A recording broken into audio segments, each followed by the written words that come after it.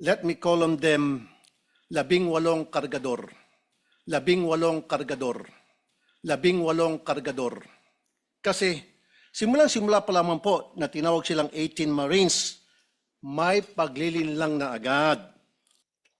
Nag-advise po si boss, magpapalit kami ng piso to dollar na 2 maleta doon sa Makati po. Sa, Bibili kayo ng US dollar. Yes, Your Honor.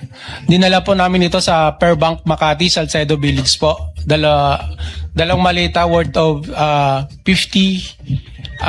to 60 M po ang laman. Akin pong pinasilip ang lugar na yun sa Makati at walang record ng money changer sa Pearl Bank Building. Papalitan po ng mga bago po, iPhone po. Ano bang klase yung mga cellphone nyo? Nokia? iPhone 16 GB. Nang i-check ng News 5 sa mismong website ng Apple, lumalabas na February 21, 2025 ang pre-order na naturang model na sinasabi ng Bagman sa hearing. Pero hindi naman po silang lahat ay dating Marines. At mahigit kalahati sa kanila ay discharged without honors, not to gate crush the live selling that happened here last June 4. We now, I believe Senator Rafi has a statement. Thank you, Mr. Chair. Mr. Chair, it took all my energy to not to gate crush the live selling that happened here last June 4. The way it happened, the way it was handled, the statements being made. Gusto ko lang talagang pumunta dito, hindi naman po ako invited doon sa conference nila na yon. I waited for today's hearing to confront the resourceful persons they presented. Let me call on them 18 kargador. Kasi nga po, nagkakarga sila ng mga mali-maletang pera, sabi nga nila. Yun po talagang trabaho nila, taga-bitbit, taga-karga ng maleta. Una, sino ba itong 18 kargador ng mga maleta? Saan ba sila galing? We cannot simply bring in people sa Blue Ribbon Committee na nag-aakusa na mabibigat na paratang nang hindi man lang nalalaman kung karapat-dapat ba sila paniwalaan. Kasi simulang-simula pa lamang po na tinawag silang 18 Marines, may paglilinlang na agad. Yung bansag na 18 Marines sa isang paraan upang pabanguhin sila sa publiko. Matik po kasi yan. Pag sinabing Marines, iba po ang respeto ng mga tao.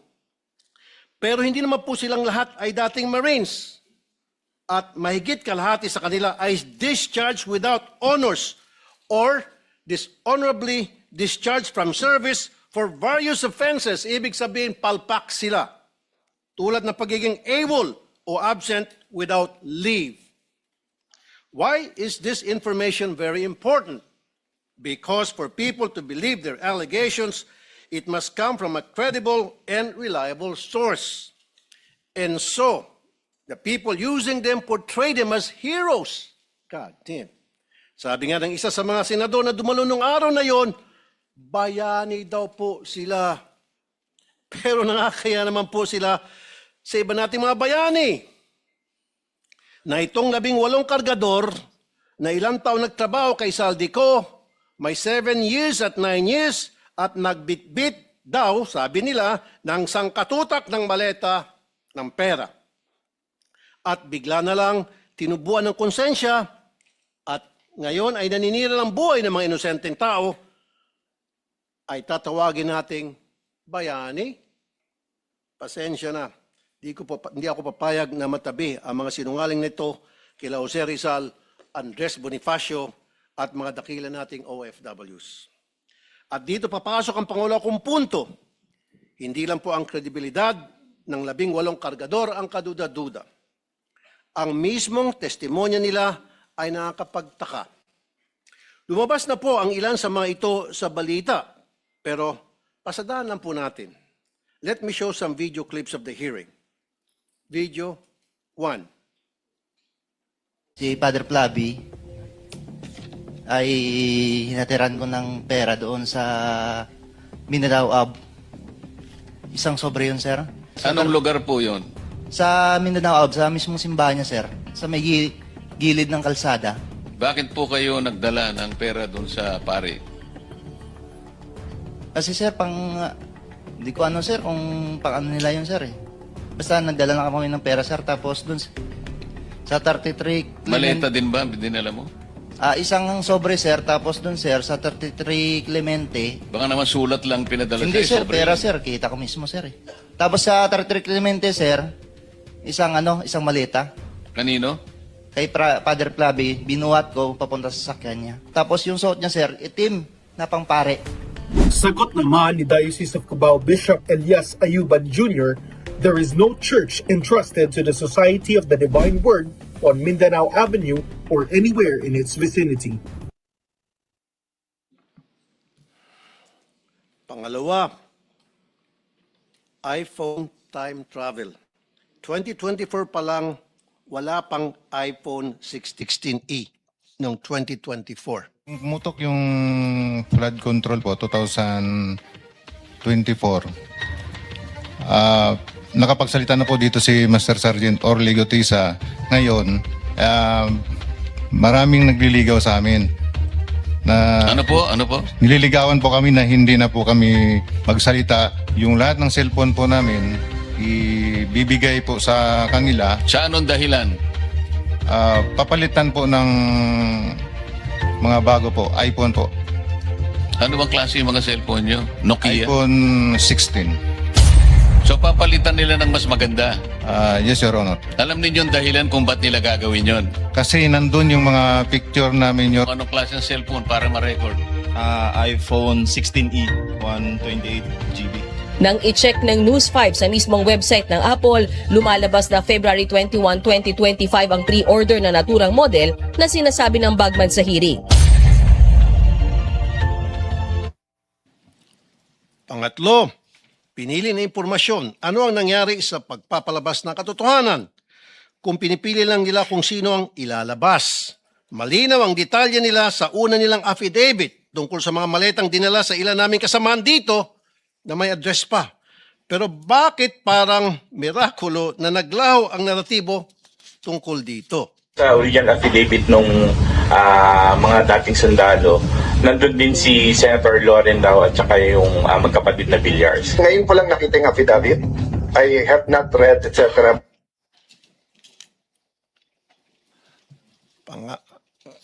Pangapat, aking pinasilip ang lugar na yon sa Makati. Video 4. Money changing. Nag-advise po si boss, magpapalit kami ng piso to dollar na 2 maleta doon sa Makati po. Bibili kayo ng US dollar. Yes, Your Honor. Dinala po namin ito sa Perbank Makati, Salcedo Village po. Dalawang maleta worth of 50 to 60 M po ang laman. Aking pong pinasilip ang lugar na yun sa Makati at walang record ng money changer sa Pearl Bank Building. Dapat po makumpirma ito. At syempre, nandyan din po ang mga kadudadudang testimonya nila laban kay Senator Soto na pinabulaanan niya na dahil nga matagal ng patay ang sinasabi nilang si EA Mark or Executive Assistant Mark. At ang pangbawi nila ng aligasyon tungkol kay Representative Laila de Lima na noong mga panahon na yun ay hindi pa kongresista at nakakulong pa. At sabi ni Ombudsman Boying Remulla, ang isang litrato ay delivery na nangyari noong panahon ni Speaker Lord Velasco pa. And so I come to my third point because it seems that some of the information from these 18 porters or cargador are fed. They have a hard time telling their story on their own. Kung papanoorin mo ang live selling nila noong Huwebes, hirap silang ikwento ang kanilang naratibo. The presiding officers of that conference were coaching and leading the resourceful persons.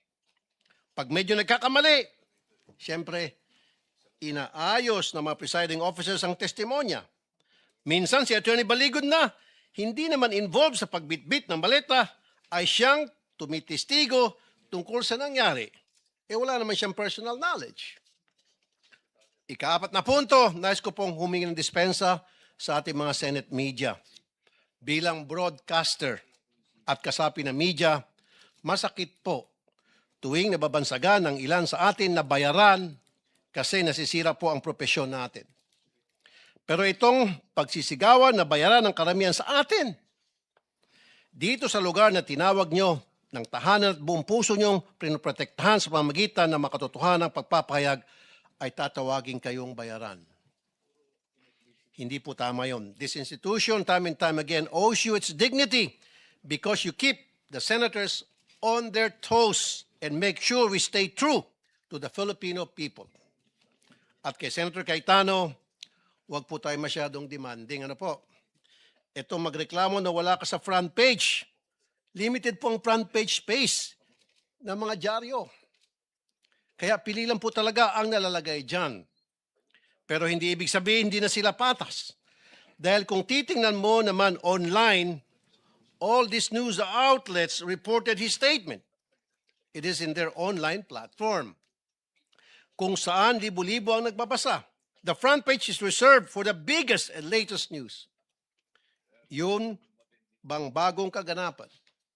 Yun po kasing pagkapit sa kapangyarihan at hindi pagtanggap sa pagkatalo nyo, lumang balita na po. But nevertheless, it was reported upon. I-google nyo po yun. And my fifth point, we have to look into the allegation na nabayaran ng 5 milyon ang 18 kargador. I'm not saying it's true. Iharap po ng NBI itong witness nila na nagsabi noon. Pero ang masasabi ko lang, ginamit lang kayo ng mga malalaking tao para sa mga personal nilang interest sa politika. Kulang yung 5 million. Kunwari, inanalayan nila kayo. Pero pagharapin nyo na itong sangkatutak na kaso na isasampa sa inyo, nitong mga siniraan ninyo, tingnan nyo, unti-unti kayong iwan yan. Ngayon pa lang, narinig mo na sila na nagugas kamay sa mga paratang nyo. Dumidistansya sila sa inyo dahan-dahan. Kaya sa ating mga kababayan, mag-ingat po tayo sa paniwalaan or papaniwalaan. Remember, the devil can cite the scripture for his purpose. No more, no less. When Jesus went into the wilderness to pray, the devil tried to tempt him 3 times. But as he was failing to tempt Jesus, and as he was getting desperate, what did the devil do? He quoted the scriptures from the book of Psalms. Huwag po tayo magpapadala sa mga mabubulaklak na mga pananalita dahil lang siya ay nagbabasa ng Biblia. Huwag po tayo basta maniniwala dahil binansagang bayani o Marines ang 18 na kargador. Buksan po natin ang ating mga mata, tenga at utak. Huwag po tayo magpapadala sa mga live selling nila. Tingnan niyo po kung sino ang nagbebenta. Kasi kung may history yan ng pagbubudol at di tayo maingat, tayo na pong susunod na biktima nila. And before I end, I would like to remind my colleagues here in the Senate to please be very careful in calling out some people as bayani, putting them on a pedestal dahil hindi naman talaga totoo. Because that will be a reflection of you. Tatawagin mo ang mga taong umami naman na nag-deliver ng mga kickback kung sino-sino Poncio Pilato. So therefore, matatawag siya ng sindikato. So kung tatawagin mong bayani ang isang sindikato, sindikato ka rin. As simple as that. Maraming salamat, Mr. Chair. Maraming salamat, Senator Rafi. We now go to Senator J.V. Ejercito, if you have any opening statement. Mr. Chair, I'll just go straight to the question later so that we can start the ball rolling. Thank you. Thank you, Senator J.V. Senator Bang. Okay. Now we go to Senator Tito Soto. Thank you. I'm just here to listen. I actually would not want to dignify parang siningit lang doon sa salaysay, but nevertheless, I'm here to listen, Mr. Chairman. Thank you.